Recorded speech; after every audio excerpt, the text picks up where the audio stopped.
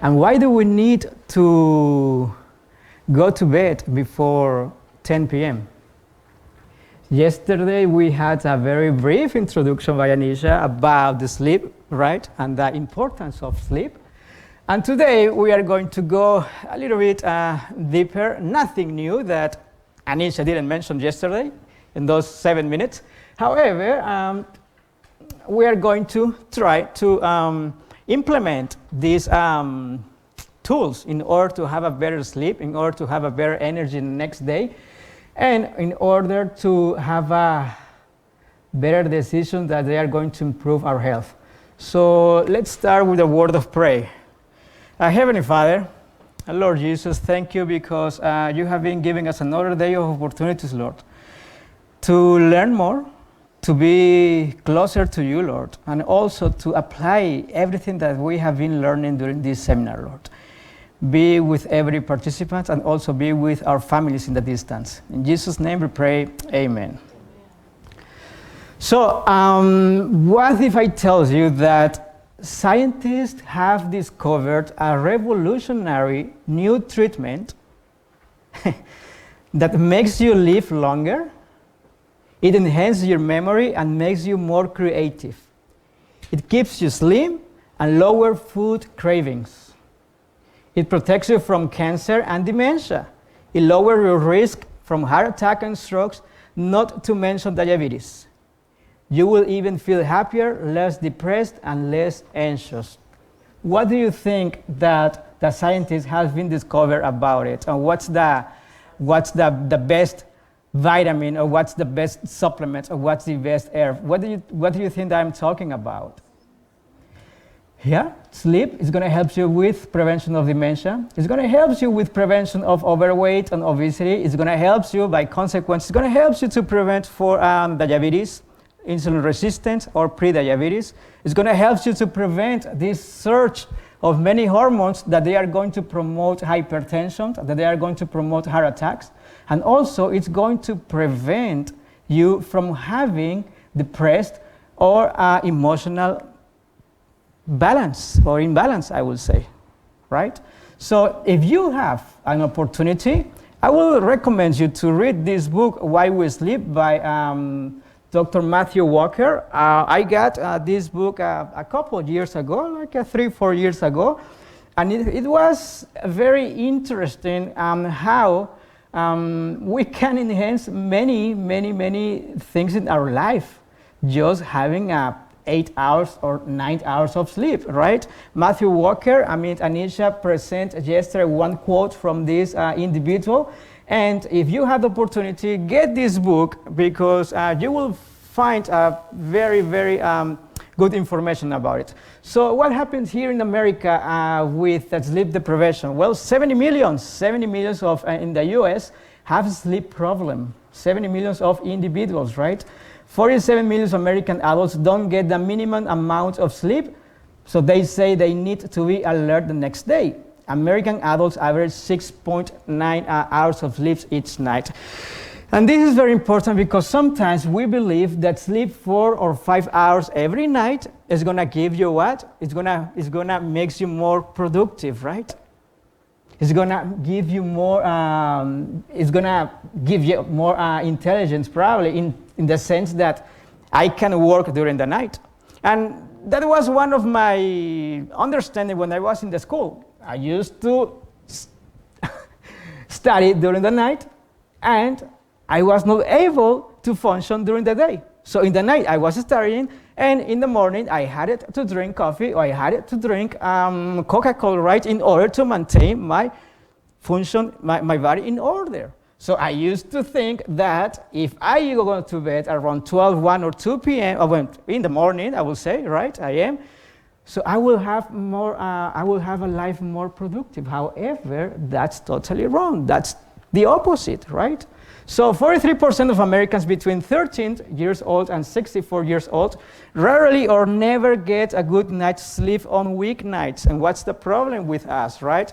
Probably during the week, we have been sleeping our 8 hours, but what happens Friday night? What happened on Saturday night? What happened on Sunday night? So that's why on Monday, we are tired, we're sleepy, And we'll say, oh, it's Monday. Well, because we were having a good routine during the week. But what happened during the weekend? We turned off all the circadian rhythm, right? And we are switching off our routine, our rhythmicity. Remember that Ellen G. Watt mentioned something very important about our body, that she mentioned a lot about rhythmicity, regularity. And hormones work that way. The hormones work that way. I mean, we need to have a good hormones in the morning, right? We have a circadian rhythm in the morning. We have circadian rhythm in the evening. Why? Because God created us with that function, to have regularity. But if we switch off this regularity, what's going to happen with our hormones? Imbalance, right? But what happens when we are sleeping, right? Well, my brain is going to recharge, right?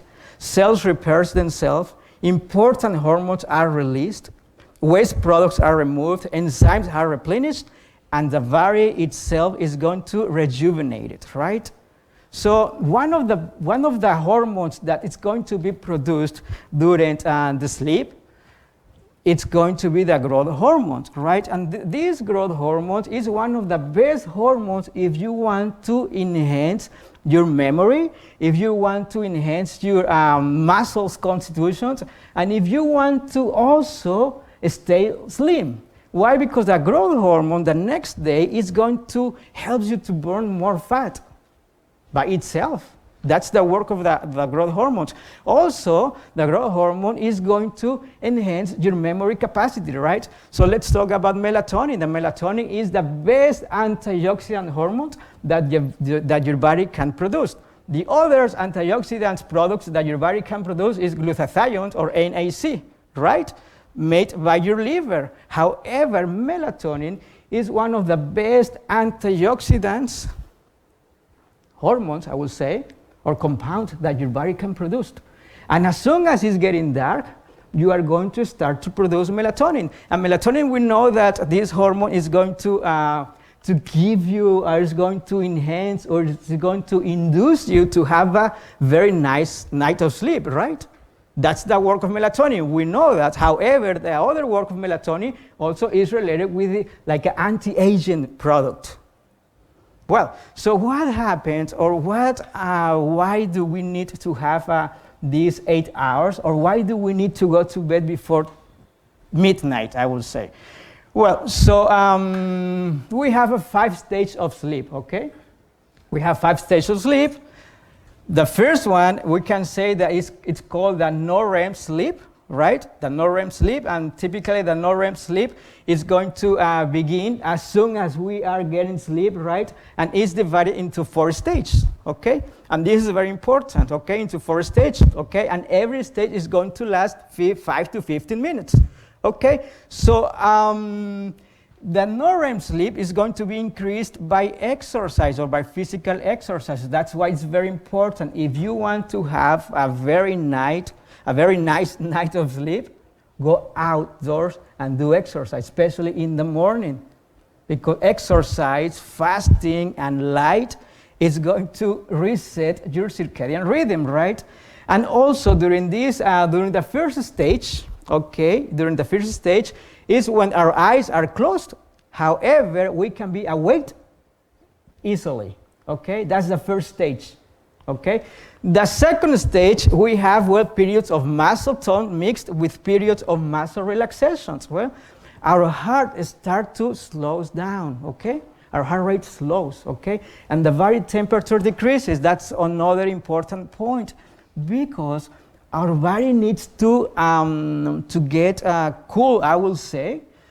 It's very important, the temperature of your room, right? So we're going to talk about it later, right? So the body prepares to enter the deep sleep, and it's going to be more difficult to be awakened, okay? This is stage number 2, right? Stage 3 and 4 is the deep sleep stage. It's oblivious to surroundings, okay? So brain waves are large and slow. The waves of the brain waves, they are going to be large, and they are going to be slow, right? If aroused during this stage, a person may feel disoriented for a few minutes. But this is one of the stages where we need to get to, right? Body repairs and regenerates tissues, building of bones and muscles, and also strengthen our immune system. One of the simple ways in order to strengthen our immune system is just having a good night's sleep. Individuals, well, we're going to check something that it says that even individuals that they are getting the flu vaccination, right? If they are not having a good night of sleep, the antibody production of this flu vaccination is going to decrease up to 50%. I'm not saying that the flu vaccination is something good that you need to do.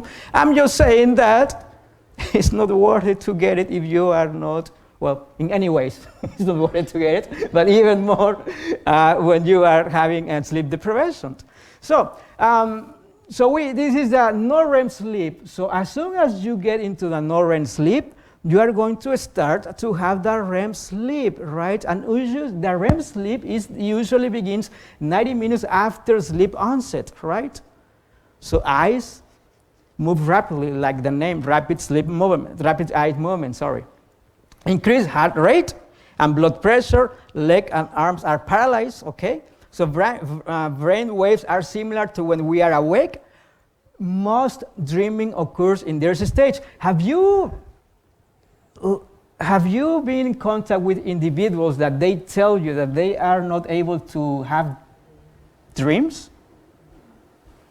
Or have you been in contact with individuals that they are having or they are using medication for sleep and they don't dream? Well, one of the problems of alcohol, one of the problems of these anxiolytic medications, that they are not for sleep, but they are for anxiety, and some others sedative effects medications, that they are going to suppress this stage. I mean, you are sleeping, you are laid down, however, you are not getting the benefits from this stage. You are not. And the other very good benefits from this stage is that during the REM sleep is going to be the period of information processing and storing and improving brain efficiency. Well, I'm talking about what? I'm talking about memory enhancement during this stage. However, if we are suppressing this stage, we are not going to be able to have what? Memory storage, right? We say that in order to have a good memory, we need to sleep first, and in order to learn more, we need to sleep after we studied, right? So it's very important. So we have here the different, the 8 hours cycle of sleep, but can you see here, during the first 4 hours of sleep, is going to be dominated by the no-REM sleep. And the last 5 hours or the last 4 hours of our sleep is going to be dominated by the REM sleep. So I'm saying that it doesn't matter, right? If you are going to bed, well, it matters a lot, I will say. If you are going to bed around 12 p.m., 12 a.m., I will say, 12 a.m., 12 p.m., no, 12 a.m., and you are going to wake up around 8 a.m., you will say, well, I have my 8 hours of sleep, right? I don't need to go into bed before midnight to have a good night's sleep. However, taking in consideration that we need to have these two stages, and the best way in order to have the benefit of the first stage is before midnight. So the first 2 hours of before midnight is very important in order to have this no REM sleep. It doesn't matter if we are going to have these 4 hours of the REM sleep when we are not having the REM sleep before. Remember, the no REM sleep before, and that's the problem. So the various cycles between REM and not REM sleep, each cycle lasts 90 minutes. And we need, at least to have a restorative physical mental sleep, we need how many cycles? 5 cycles. 5 cycles like this of 90 minutes. However, many hormones, and the most important one, well, two of the most important ones, the melatonin and the growth hormones, they are going to be produced before midnight. Well, the melatonin starts to produce before midnight, and it's going to continue the production after 2, 3, 4 a.m., right? So we need to have this what? Restorative physical and mental sleep in order, we need to have 5 cycles per night of this non-REM and REM sleep. Okay, so, so how much do I need to sleep? Well, it depends your age, right? Adults between 26 and 64 years, we need 7 to 9 hours. 14 to 17 hours, 17 years, 8 to 10 hours, right? What time should I go to bed? I know from the testimonies given me from time to time that sleep is worth far more before than after midnight. 2 hours. 2 hours of good sleep before 12 o'clock or midnight is worth more than 4 hours after 12 o'clock. And this is because some of the hormones that they are going to be released, they are going to be produced before midnight. So as I mentioned before, it doesn't really matter if you are sleeping 8 hours, but if you are sleeping after 12 p.m., you won't have the same amount of non-REM sleep that you need before that midnight. So that's scientifically proved that we need to have those hours, right? So there's something important, circadian rhythms. I'm not going to get a lot into this circadian rhythm issue, right? However, our body functions with a what? 24-hour cycle, right? So the circadian rhythm is going to regulate all our process. For example, sleep awakening, right? The body temperature, right? The hunger sensations, brain wave activity, hormone production, and is going to be affected by signals from the environment such as light and darkness, right? And friends, I can tell you that many individuals, including myself, I used to think that I was lacking of production of melatonin. That's why I was not able to sleep before 10 p.m. And many individuals, they are taking melatonin all the time, right? That's the same with individuals that have diabetes. They have diabetes and they say that they are going to fix diabetes taking insulin. However, that doesn't work like that. They are producing insulin, type 2 diabetics. They are producing insulin, however, they are not using the insulin in a better way. It's the same with our sleep pattern. So we have production of melatonin, however, we don't know, we are not using our melatonin in a good way. Right? So, so we have in our brain, we have a nucleus that is called the suprachiasmatic nucleus that's going to be right behind of our eyes, I will say, okay? So this nucleus, it's going to be the receptor of light in the morning in order to switch off this production of this circadian rhythm, right? So in the morning, right, so when we are getting light, so what's going to happen with our melatonin production?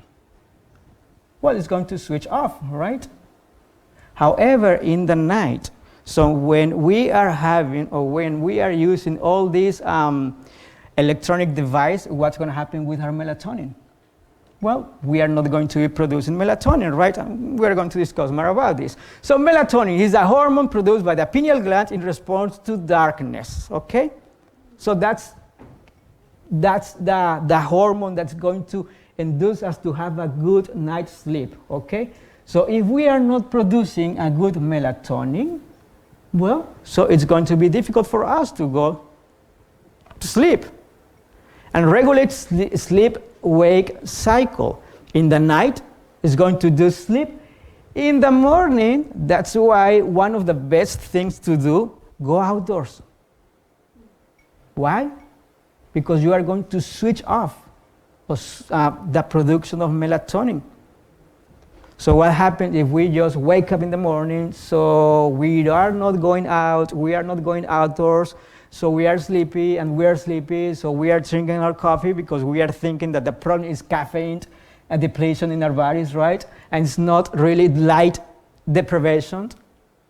It's very simple. One of the simple ways in order to activate our brain in the morning is going outdoors and get some sunshine, right? In order to switch off the production of melatonin, right? So this is one of the best antioxidants, right? So melatonin production is going to, the peak is going to be around 10 p.m. And also, but as soon as it's getting dark, we are going to start to produce melatonin, right? Helps to protect the heart, decrease breast and prostate cancer risk, promotes bone health, and also helps for fertility, right? So we have here the stage of melatonin production. Around 8 p.m. the pineal gland starts to produce, or the brain starts to produce melatonin, and as soon as around 2 p.m. is the peak, the melatonin production, and in the morning around 7 p.m. you should be stop the production of melatonin. But however, the melatonin also, remember, acts with the light.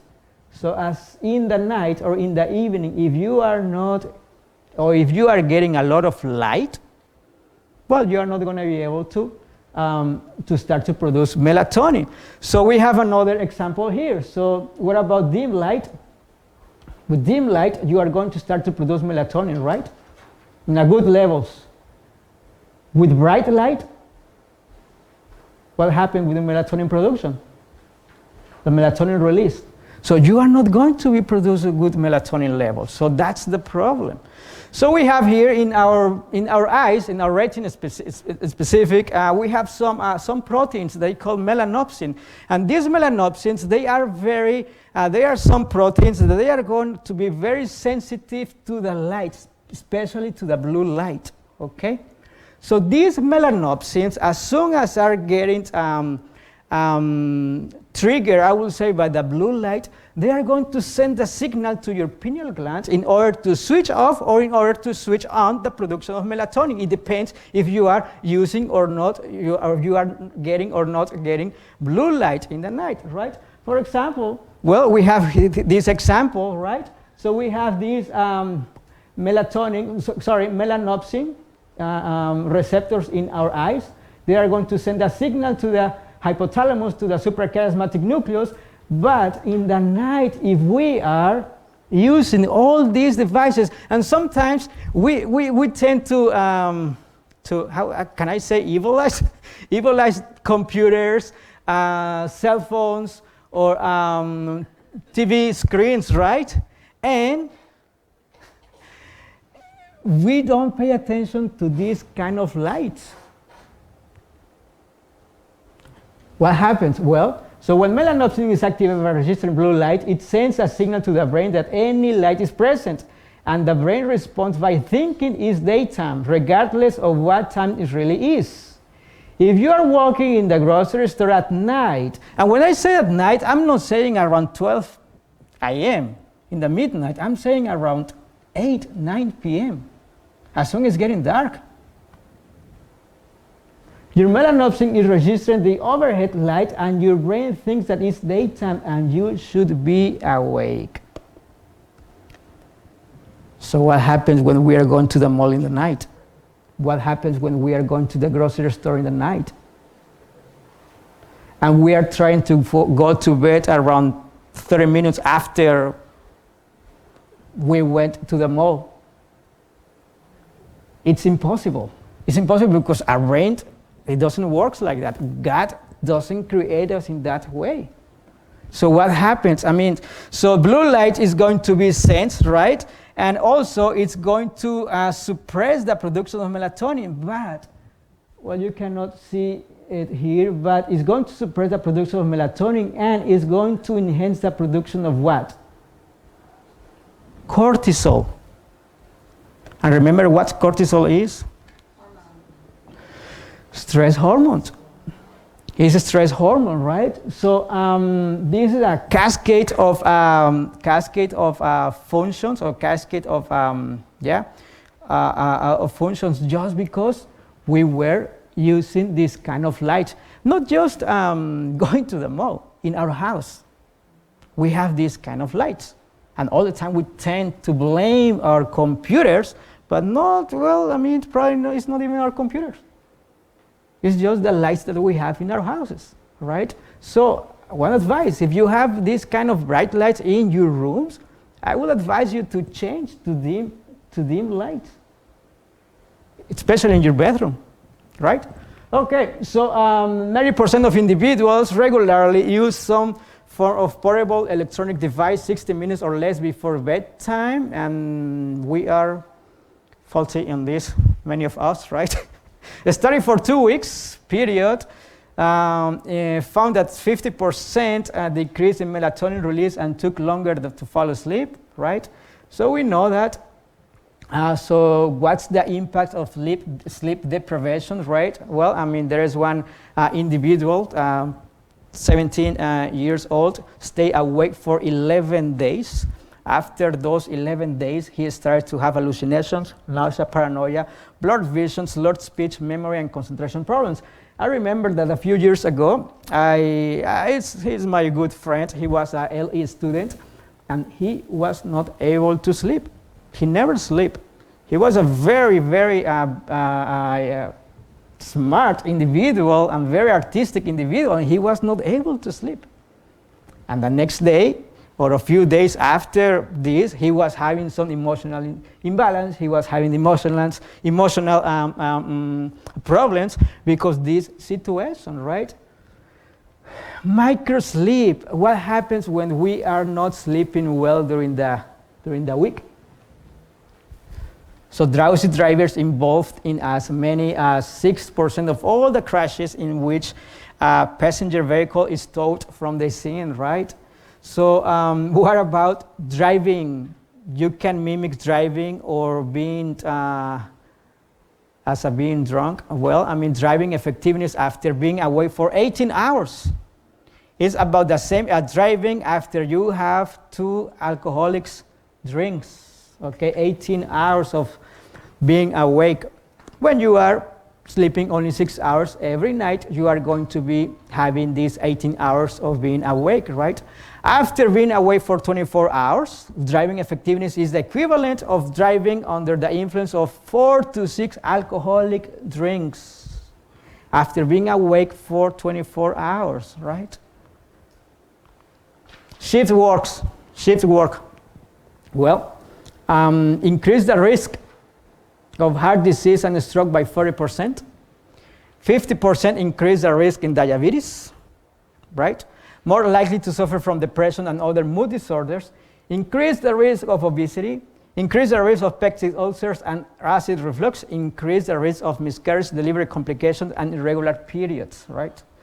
There is not any supplement, herb, or any activity that is going to replace sleep during the night, unfortunately. So also if one of your questions is like, I am a shift worker person and I would like to replace this, my lack of sleep, well, there is anything that it can replace your lack of sleep, right, in the night, right? Well, so we know that it's going to increase diabetes, right? It's going to promote also emotional disturbances, right? Insomnia linked to increased risk of depression and panic disorder, right? Insomnia is a reliable predictor of depression and many other psychiatric disorders, right? Diabetes, long and short sleep duration were associated with an increased risk of diabetes diagnosis. I mean, however, it says long and short. Remember what? Daniel Temperance, right? Long and short, right? Temperance, be moderate in our activities, right? Hypertension and cardiovascular disease. Well, I mentioned that one of the hormones that is going to be increased during the sleep deprivation is going to be cortisol, right? And cortisol is going to maintain your brain active in the night, and also is going to maintain in the day, is going to increase your heart rate, and also is going to increase your blood pressure. That's why individuals with sleep apnea, they have problems with hypertension because high levels of cortisol, right? That's why individuals with sleep deprivation, they're going to promote prediabetes or diabetes because cortisol by itself is going to increase your heart rate, it's going to increase your blood pressure, and also it's going to increase, or it's going to damage the function of the insulin in your tissues in order to introduce blood glucose into your cells, right? So cortisol by itself is going to promote many problems. So there is something very interesting that it says that the rate of decrease of cortisol concentration in the early evening was approximately 6-fold lower in subjects who had undergone 6 days of sleep restriction than in subjects who were fully rested. So in the evening, we shouldn't have a high levels of cortisol, right? In the evening. However, it seems like in individuals that are not sleeping well, the clearance or the breakdown of this cortisol is going to be 6-fold lower than individuals that they are sleeping well. So we know that overweight is one of the problems, right? With obesity or overweight is one of the problems of sleep deprivation. So, well, 50% higher the risk of obesity at age of 32 associated with sleep reduction, right?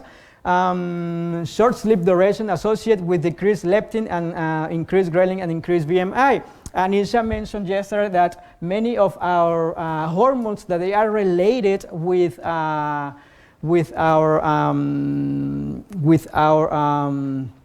signals in our brain, that they are going to help us to stop eat or continue eating, they are going to be dysregulated when we are not sleeping well. And these two hormones, one of them is going to be the leptin and the other one is going to be the ghrelin. The leptin, it's very interesting how the leptin works. The leptin is the hormone that is going to travel into your brain, travel to your brain, and it's going to tell your brain the signal of satiety signal, right? Satiety signal. So the ghrelin is going to do the opposite. The ghrelin is going to make you feel hungry. The ghrelin, okay? So we have these hormones. The leptin is going to be produced in our adipose tissue, in our fat tissue, right? However, so the ghrelin is going to be produced in our stomach and the first portion of our intestine as well. So these two hormones, it seems that when we are not sleeping well, we are going to have a high levels of ghrelin, so makes you more hungry, right? And you will have a low levels or malfunction in the production of leptin, right? However, another important point with the leptin is that we can find that leptin is going to promote you, increase your blood pressure, increase your heart rate. Why? Because one of the functions of the leptin also is to enhance your metabolism or increase your this stress response from your brain in order to have a good metabolism. However, yeah, you will have a good metabolism, but the response of this increase in metabolism is going to be heart rate elevations and also blood pressure elevations. This is the link that we have also with leptin and hypertension. So in individuals that they are having sleep deprivation, it seems like these two hormones, they are going to be in balance. They are going to be working in not in a good way, right? So if there is a cancer link with sleep deprivation, well, definitely we know that one of the best, one of the first cells that they are going to be attacking our cancer cells, and also one of the first cells that they are going to be attacking virus. They are going to be the natural killer cells.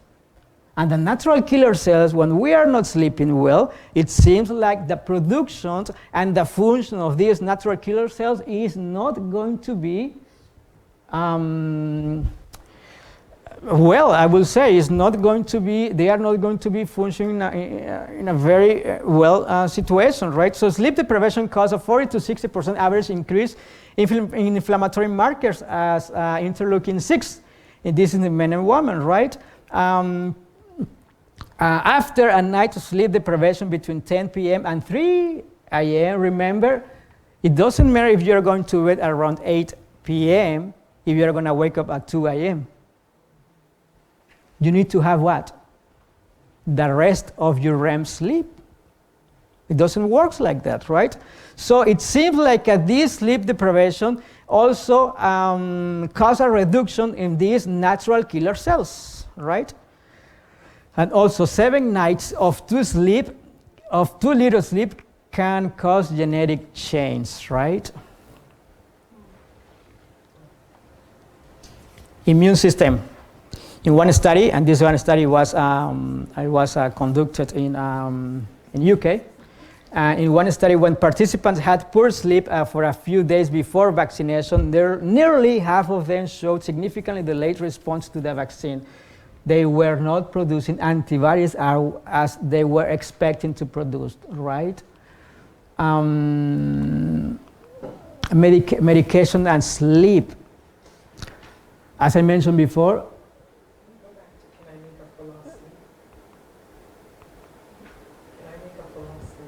say again? The next one. The next one. Oh. Can you answer it? Yeah, well, no.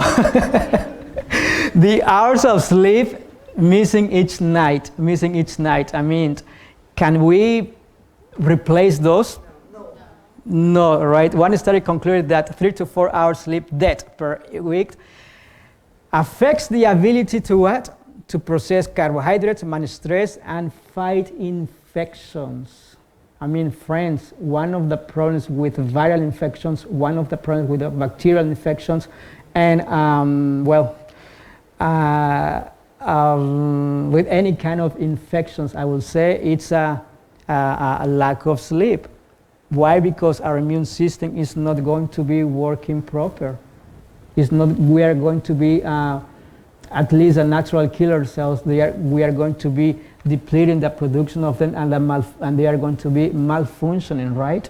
So one of the simple ways in order to enhance our immune system, that's why now it's very important to enhance our immune system, not just with supplements, exercise, one of the best way to do it, right? However, if you are having a good night's sleep, it's one of the simple ways to enhance our immune system, and it's free. We don't need to pay anything for that, right?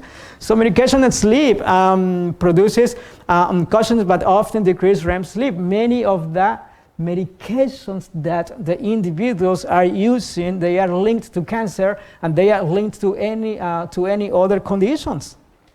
And we are using those medications for sleep. However, those sleep medications, they are going to suppress one of the stages, as I mentioned before, the REM stage. So if you are suppressing that REM stage, you are not going to regenerate your immune system cells, you are not going to regenerate your body, and either you are going to be damaging the memory processing, right? And even, suppressed dreams, which may provide a natural outlet of the pressure and tension that build up during the day, right? Some medications that they are going to damage your sleep or the stage of your sleep is going to be benzodiazepines, suppress the REM sleep, including also alcohol. So if you have a friend that drinks alcohol in order to fall asleep, well, so it's going to suppress this REM sleep. So, and on top of that, it's going to give you something that's called the fragmented sleep, that you are waking up through the night, as the individuals with sleep apnea. They are waking up through the night. This is fragmented sleep. They are not having these 5 cycles of 90 minutes every night. Why? Because they are waking up all the time. Right? Every 30 minutes, every 40 minutes, right? So, what about caffeine? Well, caffeine, if you are drinking caffeine around 3 p.m. in the afternoon, at 9 p.m., you have been cleared from this caffeine only 50% of that caffeine, of that cup of coffee that you drink. The caffeine is going to stay in your system at least for 12 hours. So if you are drinking coffee around 3 to 6 p.m., what's going to happen around 10 p.m.? You will have at least 60% of that caffeine from your cup of coffee, and that is going to prevent you from fall asleep, right? So it's going to disturbing your 24-hour circadian rhythm, right? Caffeine works by blocking the adenosine receptor sites. It tricks you to feel alert and awake. So what happens when you are drinking caffeine? So you are alert, right? You are in movement. Well, this is because it seems like a caffeine is going to suppress two compounds in your brain. One of them, it's going to suppress one of them, and it's going to enhance the production of the other one, and that is going to enhance the production of acetylcholine. Acetylcholine is one of the compounds in our brain that is going to promote us to have more activity, right? And the other one, it's adenosine, which is going to deplete the adenosine compound. So, sorry, the dopamine. Dopamine is one of the compounds that is going to helps you to have coordinated movements. So what's going to happen when you are drinking coffee? Well, you are alert, you are awake. However, your movements are going to be what? Uncoordinated, right? And you are going to be just hyper. However, your movements are going to be a little bit uncontrolled, right? It's like you are going in the road, right? You are driving in Atlanta, right? And you are in the middle of the city, right? And you are driving around 65 miles per hour in the city, right? And you have a red lights in every block, and you are not able to stop in those red lights. Well, that's the same analogy when we are working with caffeine. We cannot stop. However, our movements are not controlled, right? So, anyways, so how we are going to sleep tight? Avoid eating anything in the 3 to 4 hours before bed. You should go to bed on an empty stomach. Eat breakfast like a king or queen, lunch like a prince or princess, and dinner like a pauper. What happens when you are eating? As I mentioned before, when you are eating, your metabolism is going to start to increase. You are producing heat, okay? That's your metabolism is working. Your heart rate is going to start to pump faster. So that's happening in the night when you are eating, okay? So when you are eating in the night, your metabolism is going to start to increase, and your brain is going to start to be activated even more, and you are not going to be able to fall asleep, right? So eat for better sleep, right? Tryptophan-rich foods indirectly boost melatonin levels, right? Examples of tryptophan-rich foods are walnuts, pumpkin seeds, spinach, soybeans, also some legumes, and also some cruciferous like kale, broccoli, cabbage, and cauliflower, right? Exercise increased total sleep, right? Time, sleep onset, and number of awakenings, right? Decreased sleep disturbance means to fall asleep feeling more rested. Increased sleep quality, decreased tension, anxiety, decreased depression, and mood disturbance. If you are able to exercise, please do it. If you are able to do it outdoors, please do it. We need light. We are not having sleep deprivation because lack of melatonin. We are having sleep deprivation because we are having light deprivation during the day. So at least we need to have like 2 hours of light sunshine during the day in order to have a good production of melatonin, in order to have a good enhance our sleep, right? Sunshine, as I mentioned now, right, is a good source in order to produce melatonin, right? The temperature of your room matters, right? To successful initial sleep, core temperature needs to be to decrease by 2 to 3 Fahrenheit degrees. It's Very important, right? So hot baths prior to bed can also induce to 10 to 15% more than non-REM sleep in healthy adults, right? You need to have a night routine or evening routine. If you don't have an evening routine, really, I encourage you to have an evening routine. If you don't have a morning routine, I encourage you to have a morning routine. Those simple steps that you are going to be doing in the night, for example, having a hot shower, having a hot bath, reading a good book, the Psalms, or reading Bible of Spirit of Prophecy, right? Any other book that is going to maintain you calm, right, is going to help you. And also, the main culprits for insomnia is what? Worry, overthinking, right? Worry. Why? Because your brain is going to be what? Active. It's going to be active. The hormone of cortisol. Too much food, right, increased body temperature. Too little physical activity. Too much time spent in bright light in the evening, right? Too little sunlight and caffeine intake. Fragmented sleep. I have a question. I've heard that they said that when you sleep that you can listen to scripture songs and listening to audio Bible. Is that not advisable? Well, if that definitely it can induce you to sleep. It can induce you to have a good rest. I don't think that you are going to be able to listen to those Bible verse after you enter in the the second stage of the non-REM sleep, right? But you can use it. Any activity that is going to switch down or is going to switch off your brain from the concerns that you had during the day, from the problems that you had with anybody or in your work, is going to help you in order to induce you to sleep. Many times, I can tell you the problem, well, not many times, but the problem of having or not having a good night's sleep is not really melatonin. It's not melatonin. It's not really lack of exercise. It's not really lack of tryptophan-rich food. But what? Trusting in God, right? Trusting in God, right? 90% of the disease are originate in the mind. Delicate relationship between the mind and the body. When one is affecting, the other sympathize. 60 to 90% of disease are stress-related.